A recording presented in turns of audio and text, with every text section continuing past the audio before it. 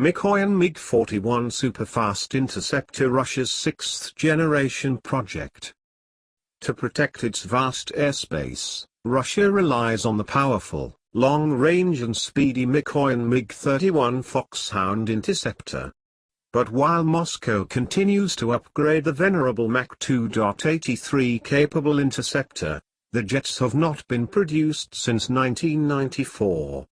While Russia's current fleet of MiG-31s will likely be able to serve into the 2030s, the Kremlin will eventually have to develop a replacement.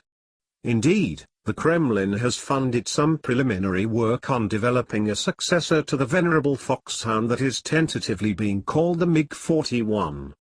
There are some discussions and initial research about development of a MiG-41. Unlike the USSR-71 Blackbird, which was only built in a few copies, but the MiG-31 made it, having over 1,100 units built. To say the least, this was a success, and only 17 years later the next step in the Mikoyan series had its introduction.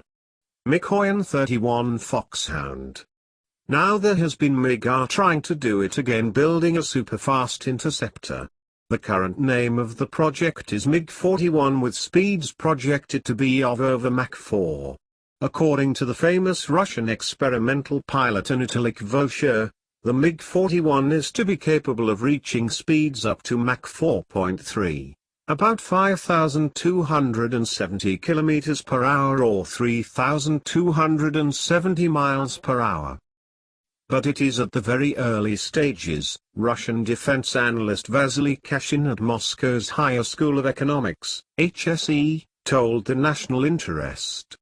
The MiG-41 would be a completely separate development from Russia's fifth-generation Sukhoi T-50 PAK-FA air superiority fighter. The potential new interceptor would be more of a so-called sixth-generation effort, similar in concept to the U.S. Air Force's penetrating counter-air or the U.S. Navy's FA-20 or next-generation air dominance programs.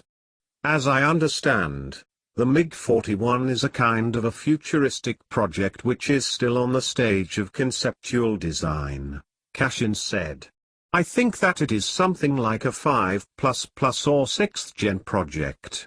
So, we probably should consider it as having the same status as the American and European 6th gen projects, something futuristic, which, at best, will be deployed by 2035-40. Because the MiG-41 would be developed well after work on the PAK-FA is complete, the new interceptor would not compete for resources with Sukhoi's program. I think there is no conflict, because even if it ever reaches the test flying stage, it can be no earlier than sometime around the mid-2020, Kashin said. Others expressed skepticism as to whether Russia has the resources to develop such an aircraft. I think it's still very much a paper project under the slogan "if we draw it, then maybe we'll get money for it," a defense industry source told the National Interest. Russia needs a long-range interceptor to replace the MiG-31 because of its large territory. Post-Soviet Russia, even shorn of many of its former territories, covers a vast landmass with bases that are often few and far between. Russia needs a long-range interceptor because of its geography, so keeping the MiG-31 as long as possible and then making a replacement for them is a good idea, Kashin said.